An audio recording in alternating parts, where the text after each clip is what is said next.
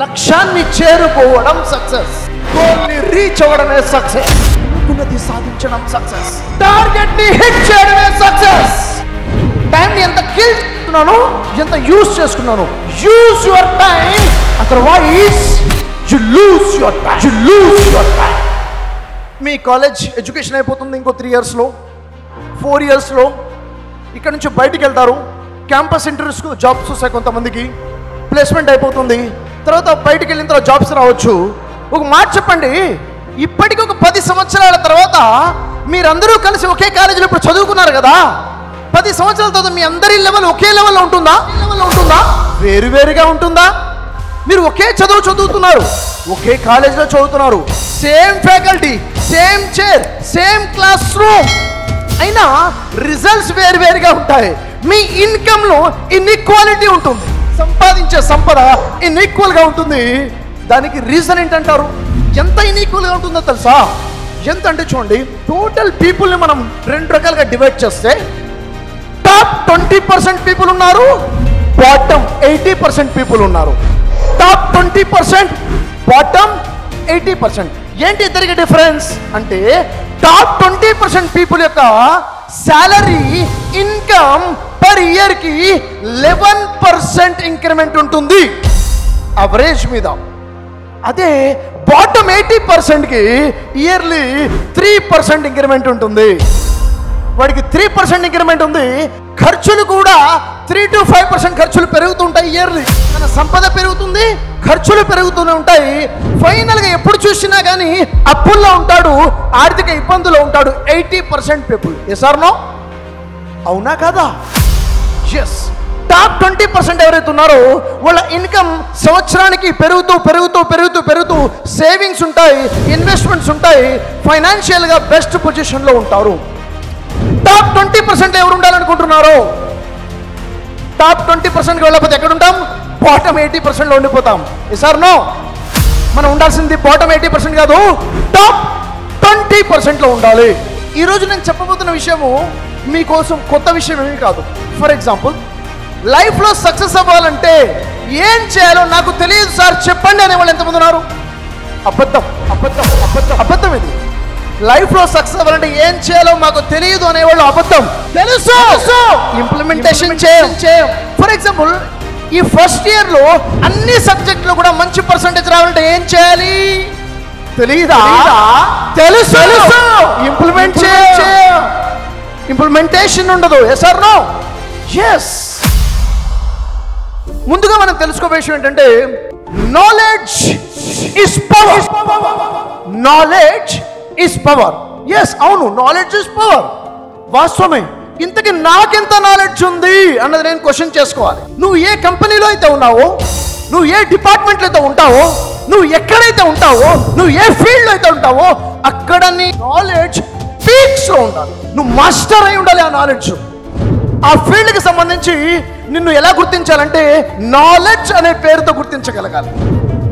ఒక మనిషి యొక్క రెప్యుటేషన్ అనేక విషయాల మీద ఆధారపడి ఉంటుంది, కానీ నీ రెప్యుటేషన్ అనేది should be depend on your knowledge.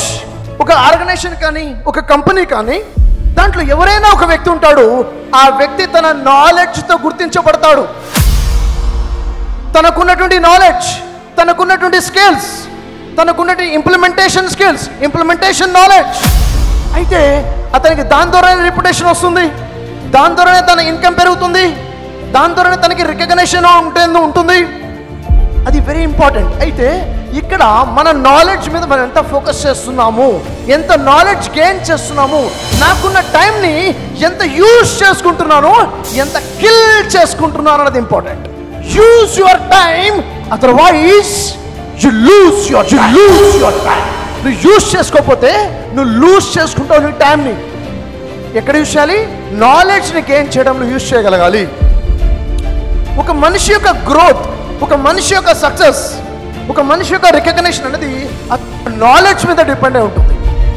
ఏంటి knowledge? The quantity of knowledge.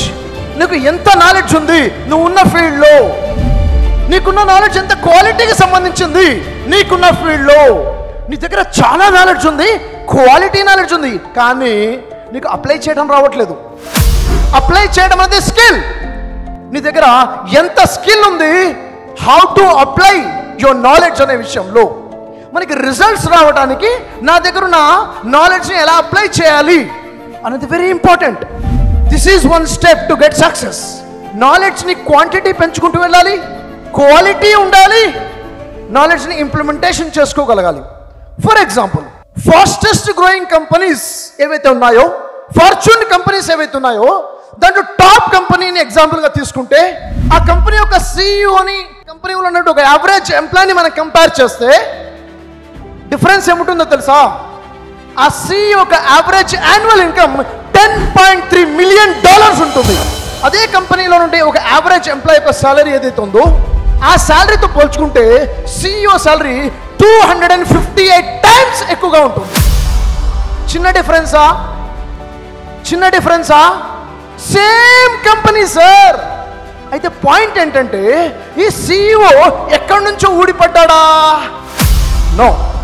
వీళ్ళ మీద స్టడీ చేస్తే రీసెర్చెస్ చెప్తున్నాయి వీళ్ళు కూడా యావరేజ్ ఎంప్లాయ్ పొజిషన్ నుంచే వచ్చారు. వీళ్ళు వీళ్ళ క్లాస్మేట్స్, వీళ్ళు వీళ్ళ కొలీగ్స్, వీళ్ళు వీళ్ళ ఫ్రెండ్స్ తో పాటు యావరేజ్ లెవెల్లో ఉన్నారు. అప్పుడు వాళ్ళైతే నాలెడ్జ్ గెయిన్ చేశారో, వాళ్ళు ఏవైతే స్కిల్స్ నేర్చుకున్నారో, వాళ్ళు ఏదైతే స్కిల్ అప్లై చేయడం మొదలు పెట్టారో, skill plus skill equals to unique skill. స్కిల్స్ని పెంచుకుంటూ వచ్చారో, నాలెడ్జ్ని గెయిన్ చేసుకుంటూ వచ్చారో, వాళ్ళు అంచెలంచెలుగా CEO స్థాయికి వెళ్ళగలిగారు. నాలెడ్జ్ అనేది నీ ఫ్యూచర్ని డిసైడ్ చేయబోతుంది. The quality, the quantity and how to apply the knowledge అనే విషయం.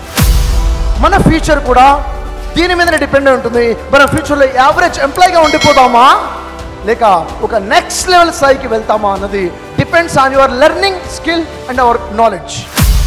మీకు మంచి లైఫ్ లీడ్ చేద్దాము, ఆరోగ్యవంతమైన కుటుంబం కావాలి, నాకు నా కుటుంబానికి నా తల్లిదండ్రులకు మంచి ఆరోగ్యం కావాలి అన్నది మీ ఆలోచనే ఉంటే ఆర్థికంగా నిలదొక్కుకోవాలి, ఆర్థికంగా ఒక గొప్ప స్థాయికి వెళ్ళాలి, ఒక మంచి వ్యాపారం చేయాలి అన్న ఆలోచన కనుక ఉంటే ఈ 2 ప్రశ్నలకి ఒకే సమాధానం.